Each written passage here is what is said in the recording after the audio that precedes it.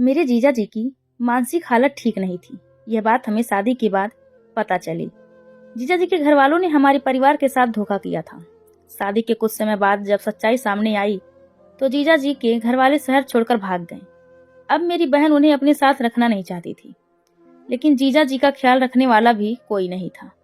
बहन ने तंग आकर जीजा जी को तहखाने के कमरे में जंजीरों से बांध दिया था। एक दिन मैं गार्डन में कपड़े सुखा रही थी, तभी अचानक जीजा जी की तेज चीख सुनाई दी। वो चीख इतनी खौफनाक थी कि मेरी रूह कांप उठी, क्योंकि जीजा जी तो घर में चारों तरफ शादी की तैयारियां चल रही थी, लेकिन मुझे किसी चीज में कोई दिलचस्पी नहीं थी। पिछले 1 साल से मेरी जिंदगी में सब कुछ बदल चुका था। मैं जो कभी हंसती खेलती और जिंदगी से भरी हुई लड़की थी, मगर अब खामोश हो चुकी थी।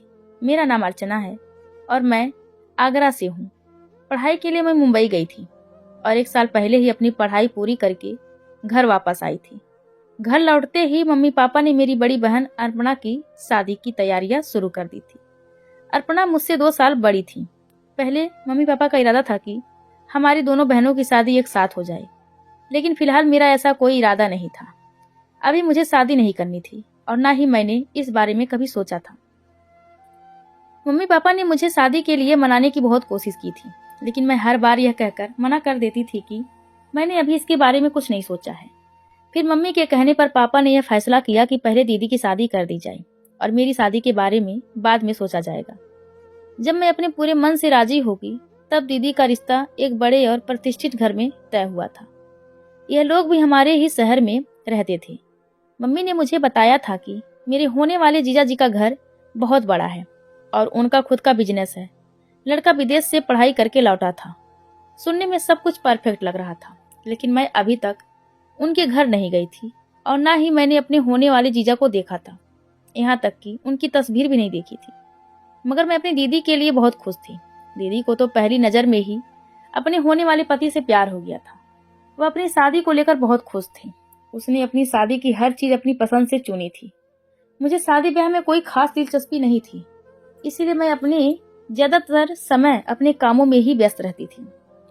दीदी की शादी में भी मैंने कोई खास रुचि नहीं ली थी और ना ही लड़के वालों के घर गई थी।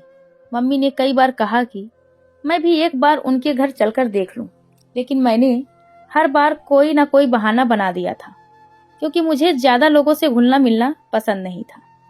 मम्मी पापा ने सब कुछ देख लिया था, पसंद कर लिया था और दीदी खुश थी। मेरे लिए यही काफी था।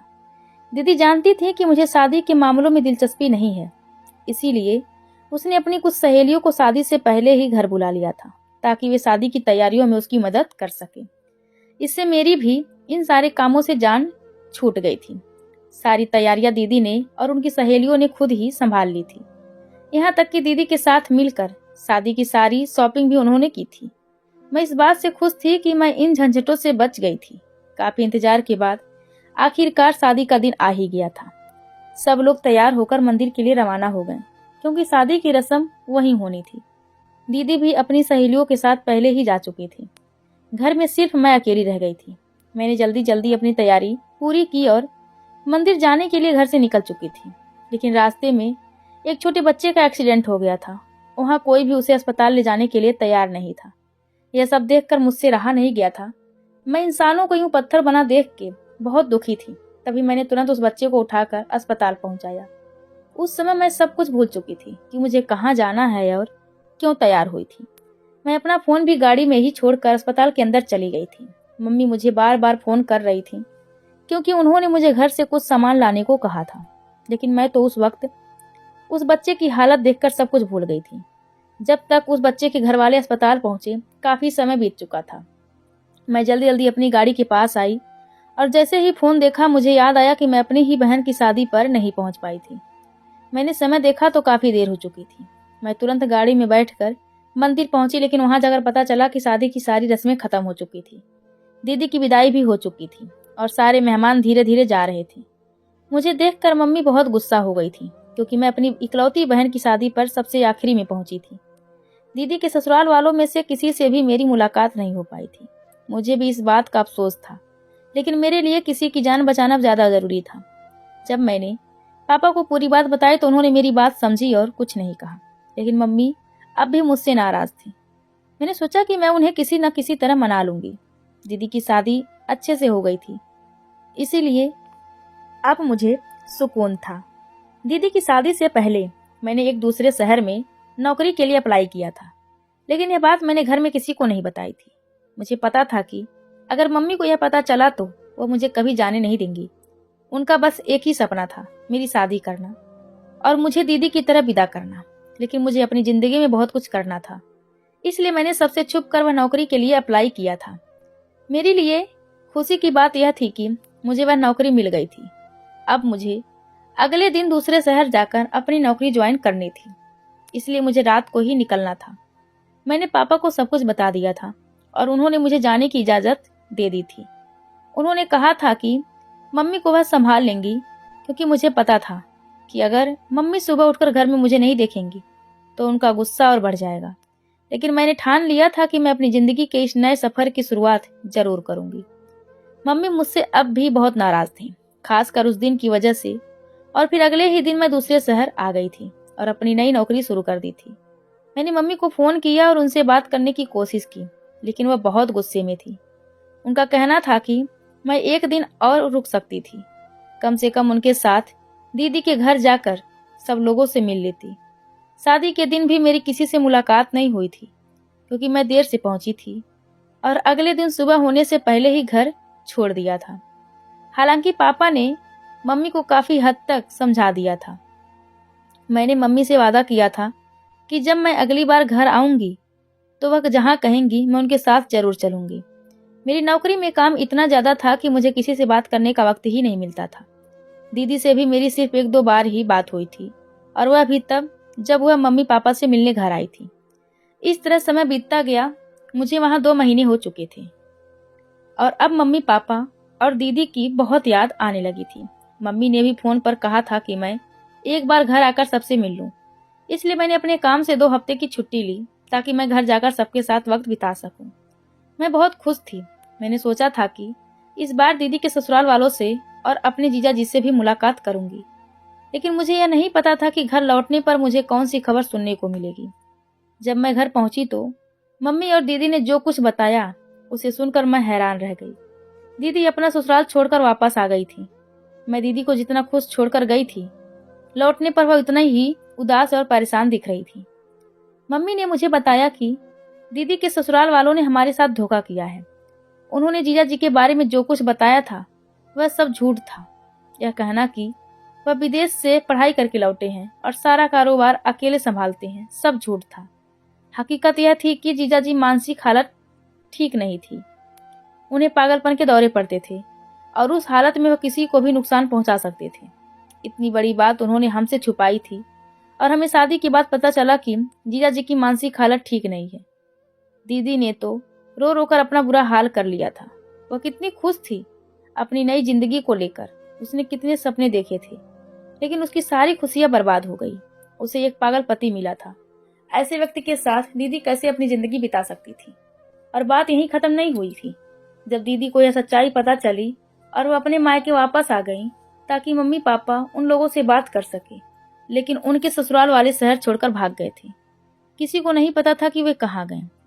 जीजा जी को वे हमारे घर के बाहर छोड़ गए थे, यह कहकर कि वह दीदी के पति हैं, इसीलिए उनकी जिम्मेदारी भी दीदी की है। दीदी तो पहले ही इन 2 महीनों में इस शादी से तंग आ चुकी थी। उनका कहना था कि वह ऐसे इंसान के साथ नहीं रह सकती और ना ही उसकी देखभाल कर सकती हैं। मजबूरी में मम्मी पापा ने जीजा जी को घर में रख लिया, क्योंकि अब उनके पास कोई और ठिकाना नहीं था। हमें भी उनके किसी रिश्तेदार के बारे में कोई जानकारी नहीं थी, लेकिन उन्हें घर के सिर्फ एक कमरे तक सीमित कर दिया गया था। मैं यह सारी बातें सुनकर हैरान और परेशान थी कि कोई किसी के साथ इतना बड़ा धोखा कैसे कर सकता है। दीदी तो अब जीजा जी का नाम तक सुनने को तैयार नहीं थी। उन्हें घर के एक अलग कमरे में रखा गया था और मम्मी पापा वह कमरा हमेशा बंद रखते थे। एक नौकर को उनकी देखभाल के लिए रखा गया था, जो उन्हें खाना दे देता था। उस कमरे में सिर्फ वही नौकर जाता था और कोई नहीं। मुझे यह सब देखकर बहुत बुरा लगता था। न जाने क्यों मेरे मन में जीजा जी के लिए एक तरह की सहानुभूति थी। जब दीदी उनके बारे में कुछ भी बुरा नहीं कहती थी तो मुझे अच्छा नहीं लगता था। दीदी जिस तरह से अपनी नफरत जाहिर करती थी उसे देखकर मुझे दुख होता था। लेकिन मैं जानती थी कि इसमें दीदी की कोई गलती नहीं थी। दीदी ने अपनी शादी और अपने पति को लेकर जो सपने देखे थे वे सब टूट चुके थे। उनके साथ भी धोखा हुआ था। दीदी अब भी किसी तरह इस शादी से पीछा छुड़ाना चाहती थी। मम्मी पापा ने फैसला कर लिया था कि जीजा जी को पागल खाने भिजवा देंगे, लेकिन मुझे यह सब ठीक नहीं लग रहा था। मैंने उनसे कहा कि हमें एक बार किसी अच्छे डॉक्टर से बात करके उनका इलाज करवाना चाहिए। हो सकता है कि वह ठीक हो जाए और अपनी जिंदगी में वापस लौट आए। लेकिन दीदी ने साफ कह दिया था कि वह अब इस रिश्ते को कभी नहीं अपनाएगी, चाहे जीजा जी ठीक भी हो जाएं। दीदी का कहना था कि वह अब उस व्यक्ति के साथ नहीं रह सकती जिसने उसकी जिंदगी बर्बाद कर दी हो। पापा अब भी जीजा जी के घर वालों को तलाश रहे थे। उनका कहना था कि जब तक उनके घर वालों का पता नहीं चलता तब तक हम कोई बड़ा फैसला नहीं कर सकते। पापा का मानना था कि अगर हमने उन्हें कहीं और भेज दिया और बाद में उनके घर वाले आकर हमसे सवाल पूछें तो हम मुश्किल में पड़ सकते हैं। इसीलिए पापा ने दीदी से कहा कि कुछ समय इंतजार कर लें। जैसे ही उनके घर वालों का पता चलेगा इस मामले को हमेशा के लिए खत्म कर देंगे। लेकिन अगर उनके घर वालों का कोई सुराग नहीं मिला तब हम कोई और फैसला लेंगे। मुझे अक्सर उस कमरे से किसी के रोने की आवाजें सुनाई देती थी। शुरू में मैं उन आवाजों को नजरअंदाज कर देती थी। एक दो बार मैंने उस कमरे में जाकर देखने की कोशिश भी की, लेकिन मम्मी ने मुझे रोक दिया था। मम्मी का कहना था कि जीजा जी की मानसिक हालत ठीक नहीं है। अगर मैं उनके सामने गई तो हो सकता है कि वह मुझे नुकसान पहुंचा दें। लेकिन मैंने कभी भी उस कमरे से किसी तरह का शोर या तोड़फोड़ की आवाज नहीं सुनी थी। मुझे सिर्फ वहां से रोने की आवाजें आती थी। एक पागल इंसान तो चिल्लाता है, चीजें तोड़ता है, लेकिन यहाँ सिर्फ सिसकियां सुनाई देती थी। यह सब देखकर मुझे लगने लगा था कि जीजा जी को लेकर हमें कुछ और सच जानने की जरूरत है।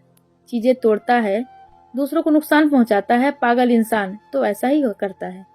लेकिन जीजा जी की ऐसा ही कुछ नहीं करते थे। जो लड़का उनकी देखभाल करता था उससे मैंने एक दिन पूछा तो उसने बताया कि जीजा जी बस एक कोने में चुपचाप बैठे रहते हैं। उनके हाथ में हमेशा एक दुपट्टा होता है जिसे वह कभी खुद से अलग नहीं करते।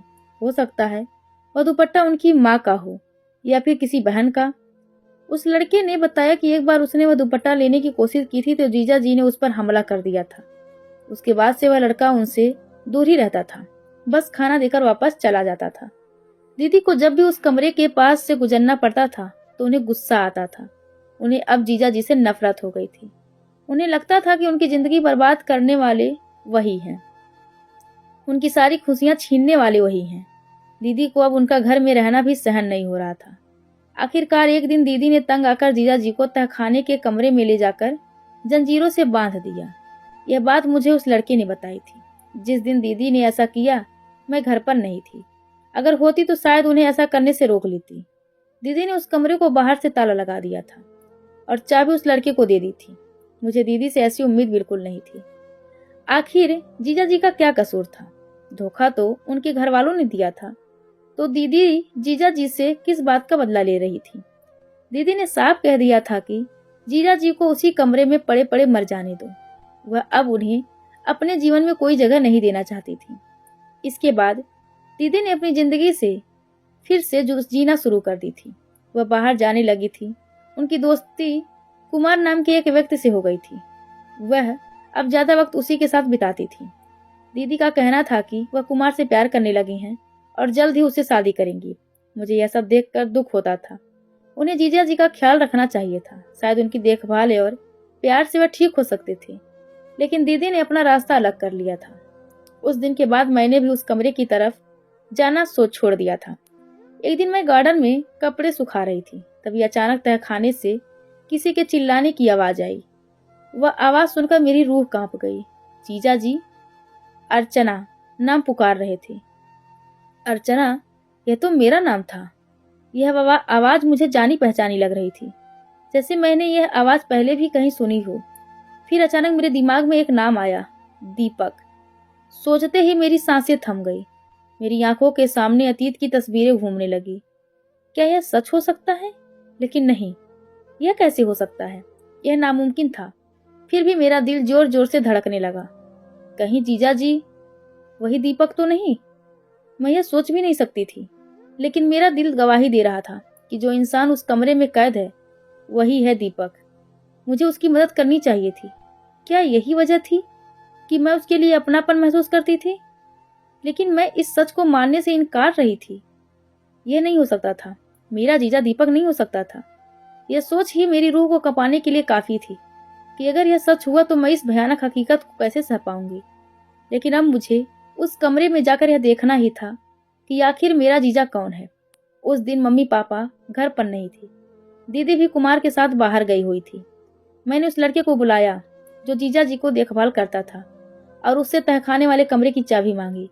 जैसे ही मैंने उस कमरे का ताला खोला और अंदर कदम रखा, सामने बैठे व्यक्ति को देखकर मेरे पैरों तले से जमीन खिसक गई, क्योंकि वह कोई और नहीं दीपक था।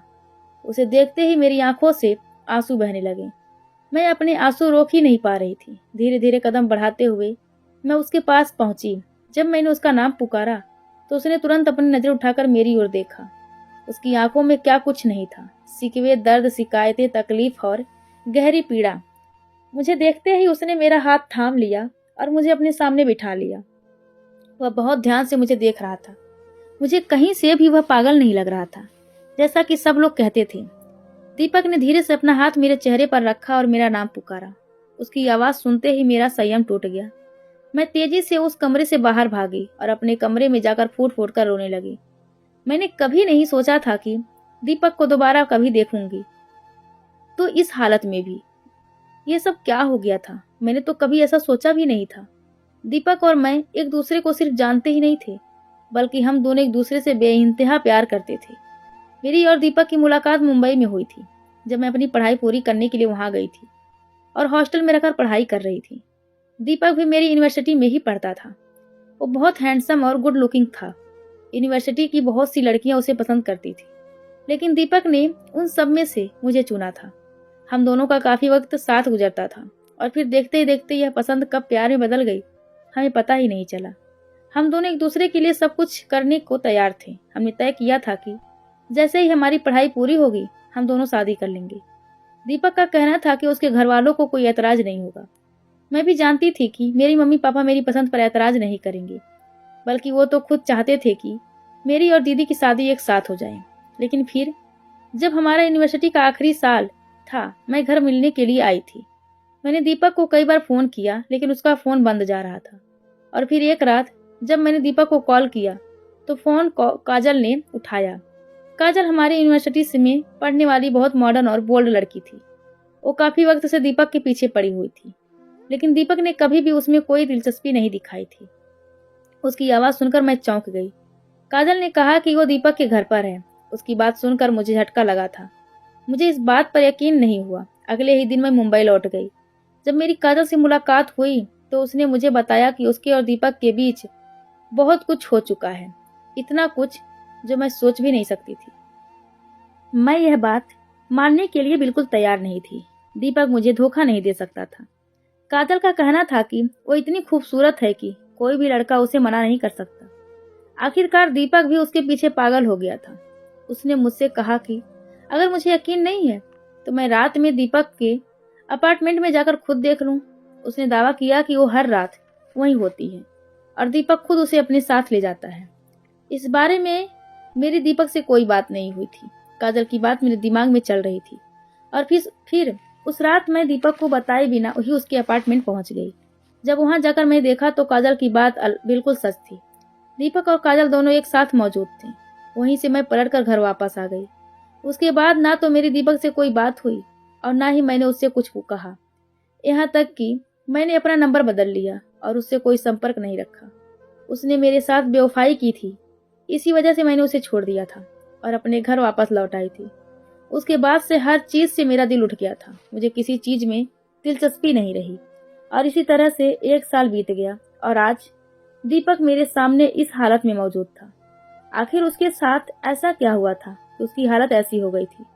आज उसे इस तरह देखकर मुझे यह एहसास हुआ कि मैंने जो पिछले 1 साल से उसे नफरत करने की कोशिश की थी वह बेकार थी। मैं आज भी दीपक से उतनी ही मोहब्बत करती थी। तो क्या वह भी मुझसे वाकई मोहब्बत करता था, जो आज भी मुझे भूल नहीं पाया था और पहली नजर में मुझे पहचान गया था? तो फिर वह सब कुछ क्या था? मैं बुरी तरह उलझ गई थी। मुझे इस कहानी को समझना था। कहीं ना कहीं मेरा दिल इस बात की गवाही दे रहा था कि दीपक ने मेरे साथ धोखा नहीं किया। जो कुछ मैंने देखा था वह शायद मेरी आंखों का धोखा था। अब मुझे यह पता लगाना था कि पिछले 1 साल में दीपक की जिंदगी में ऐसा क्या हुआ जिसकी वजह से वह इस हाल में पहुंच गया है। दीपक हमारी यूनिवर्सिटी का सबसे हैंडसम और होशियार छात्र था।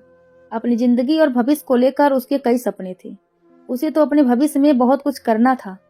तो फिर यह सब कैसे हुआ? अगले ही दिन मैं मुंबई वापस गई और बड़ी मुश्किल से मैंने काजल का पता लगाया। मुझे उससे सच जानना था। जब मेरी उससे मुलाकात हुई और उसने मुझे सच बताया तो मेरा दिल किया कि मैं अपनी जान ले लूं। मुझसे कितनी बड़ी गलती हो गई थी। काजल ने मुझे बताया कि उसने जो कुछ भी किया था वह सिर्फ और सिर्फ मुझे परेशान करने के लिए किया था। उसने यह साबित करने के लिए किया था कि वह यहाँ की सबसे खूबसूरत लड़की है और कोई भी लड़का उसे मना नहीं कर सकता।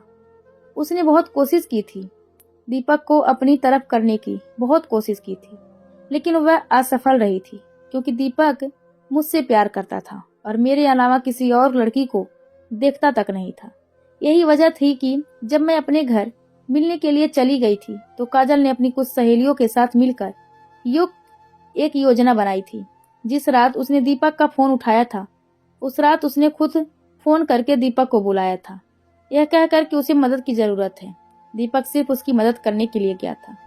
जिस रात मैंने दोनों को साथ देखा था उस रात काजल ने यूनिवर्सिटी में ही दीपक के खाने में नींद की दवाई मिला दी थी, जिससे वह गहरी नींद में सो गया था। उसे यह तक नहीं पता था कि उसके आसपास क्या हो रहा है। इसी का फायदा उठाकर काजल उसके अपार्टमेंट में चली गई थी। जो कुछ मैंने देखा उसमें दीपक का कोई हाथ नहीं था। काजल ने यह सब सिर्फ मुझे जलाने और मुझे नीचा दिखाने के लिए किया था, यह साबित करने के लिए कि वह सबसे खूबसूरत है और उसकी खूबसूरती किसी को भी अपनी तरफ आकर्षित कर लेती है। लेकिन वक्त के साथ काजल को अपनी गलती का एहसास हुआ। जब मैं दीपक को छोड़कर चली गई तो दीपक ने मुझे हर जगह तलाश किया। वह पागलों की तरह, दीवानों की तरह मुझे ढूंढता फिर रहा था। उसी वक्त काजल को समझ में आया कि उसने बहुत बड़ी गलती की है। उसने दीपक को सब कुछ सच बता दिया था। दीपक ने मुझे बहुत खोजा लेकिन मैं उसे कहीं नहीं मिली। आखिरकार वह भी यह शहर छोड़कर चला गया।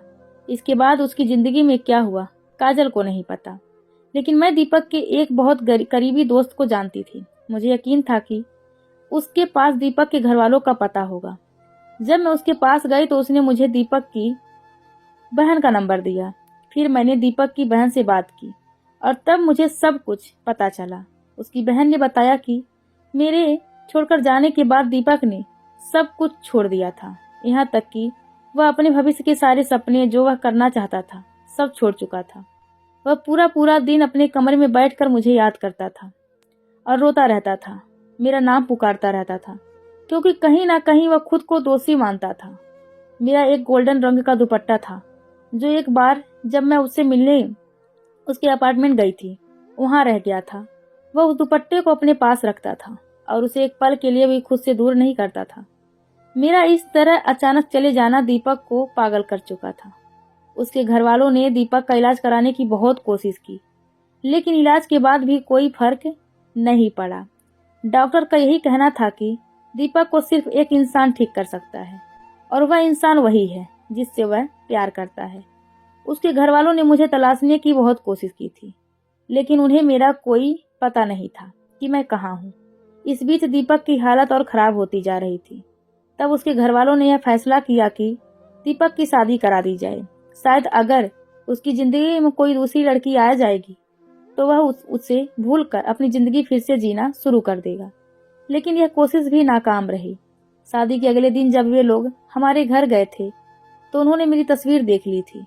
दीपक ने पहले भी अपनी बहन को मेरे बारे में बताया था और मेरी तस्वीर दिखाई थी। वे मुझे देखते ही पहचान गई थी, लेकिन उस वक्त बहुत देर हो चुकी थी।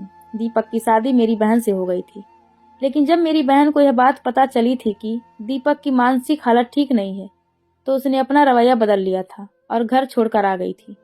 उसी वक्त दीपक के घर वालों ने सोच लिया था कि उन्हें क्या करना है। अगर वे दीपक को कहीं और ले जाते तो शायद वह कभी ठीक ना हो पाता। इसीलिए उन्होंने दीपक को हमारे घर भेज दिया था, क्योंकि उन्हें पता था कि मैं उसी घर में रहती हूँ और जब मैं उसकी नजरों के सामने रहूंगी तो उसे देखकर दीपक खुद ब खुद ठीक हो जाएगा। उसके ठीक होने का सिर्फ यही एक तरीका था, इसीलिए वे उसे हमारे घर के बाहर छोड़कर चले गए थे और खुद जानबूझकर गायब हो गए थे, क्योंकि उन्हें पता था कि अगर वह हमारे सामने रहेगा तो मेरे पापा कभी भी दीपक को अपने घर में रखने के लिए राजी नहीं होंगे और उसे वापस भेज देंगे, जिससे वह कभी ठीक नहीं हो पाएगा। यह सब कुछ उन्होंने दीपक को ठीक करने के लिए किया था। मैं तो यह सुनकर हैरान रह गई थी। मैंने कैसे उसकी मोहब्बत पर शक किया था। जो शख्स मेरी मोहब्बत में इस हाल में पहुंच गया था, मैंने उस लड़की की बातों में आकर सब कुछ बर्बाद कर दिया था, अपनी मोहब्बत को खो दिया था। काश एक बार मैं दीपक से बात करती, उससे पूछती, उससे लड़ती झगड़ती तो उसी वक्त मुझे काजल की सच्चाई पता चल जाती और बात यहाँ तक कभी नहीं पहुँचती। दीपक की यह हालत कभी नहीं होती।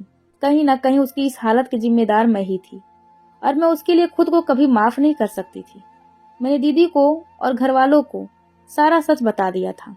दीदी ने भी यही कहा था कि वह दीपक को छोड़ चुकी है और अब कुमार उनके लिए सब कुछ है। वह कुमार से शादी कर लेगी। दीपक कल भी मेरा था और आज भी मेरा है। मैं उसका ख्याल रखूंगी और उसे ठीक करने की कोशिश करूंगी। उन्हें यकीन था कि मेरा साथ उसे जिंदगी में वापस ले आएगा और फिर मैंने दीपक से शादी कर ली थी। मुझे वह जैसे भी था वैसे ही स्वीकार था, क्योंकि मैं उससे बेपनाह मोहब्बत करती थी। मैं दीपक का बहुत ख्याल रखती थी, उसे अपने होने का एहसास दिलाती थी कि मैं उसके साथ हूँ और उसे कभी छोड़कर नहीं जाऊंगी। डॉक्टर से भी दीपक का इलाज चल रहा था और अब आहिस्ता आहिस्ता पहले की तरह ठीक होने लगा था। मैं एक पल के लिए भी उसकी आंखों से दूर नहीं होती थी। डॉक्टर का कहना था कि अब अगर फिर से मैं उसे दूर चली गई तो वह इस सदमे को सहन नहीं कर पाएगा और उसकी मौत हो जाएगी। इस बात ने मुझे डर में डाल दिया था, इसलिए मैं दीपक के साथ हमेशा छांव की तरह रहती थी, उसका ख्याल रखती थी। दीपक पागल नहीं था, वह बिल्कुल ठीक था। बस मेरी जुदाई ने उसे ऐसा बना दिया था। उसके दिमाग पर बहुत असर पड़ा था, जिसकी वजह से वह ऐसा हो गया था। लेकिन अब आहिस्ता आहिस्ता वह जिंदगी की तरफ वापस आ रहा था। मैंने दीपक के साथ दूसरे शहर जाने का इरादा किया था और फिर हम दोनों घूमने के लिए दूसरे शहर चले गए थे। मैं हर तरह से दीपक को यह यकीन दिलाने की कोशिश कर रही थी कि मैं उसे कभी छोड़कर नहीं जाऊंगी, हम दोनों हमेशा साथ रहेंगे। 6 महीने लग गए थे और दीपक जिंदगी में वापस लौट आया था। मैंने दीपक से अपनी गलती की माफी मांगी थी कि मुझे उसे इस तरह छोड़कर नहीं जाना चाहिए था। जिनसे मोहब्बत की जाती है उन पर भरोसा किया जाता है। भरोसे के बिना मोहब्बत का कोई अस्तित्व नहीं होता और यह बात मुझे समझ आ गई थी। अब मैं दीपक पर शक करने के बारे में सोच भी नहीं सकती थी, क्योंकि मैं समझ गई थी कि दीपक मेरे अलावा कभी किसी दूसरी लड़की को पसंद नहीं करेगा। मैं उसकी पहली और आखिरी मोहब्बत थी और मेरी भी पूरी जिंदगी दीपक के लिए थी। भगवान ने हमें दोनों को एक दूसरे के लिए बनाया था। देर से ही सही हम दोनों एक दूसरे से मिल गए थे और हमारी मोहब्बत एक आदर्श मोहब्बत बन गई थी। सब लोग इस बात पर बहुत खुश थे। दीदी ने भी कुमार से शादी कर ली थी। दीपक पहले की तरह बिल्कुल ठीक हो गया था और उसने अब अपना बिजनेस संभाल लिया था। हम लोग अपने शहर वापस आ गए थे और सब मिलकर एक साथ रहने लगे थे। दोस्तों, वीडियो कैसा लगा कमेंट करके जरूर बताएं।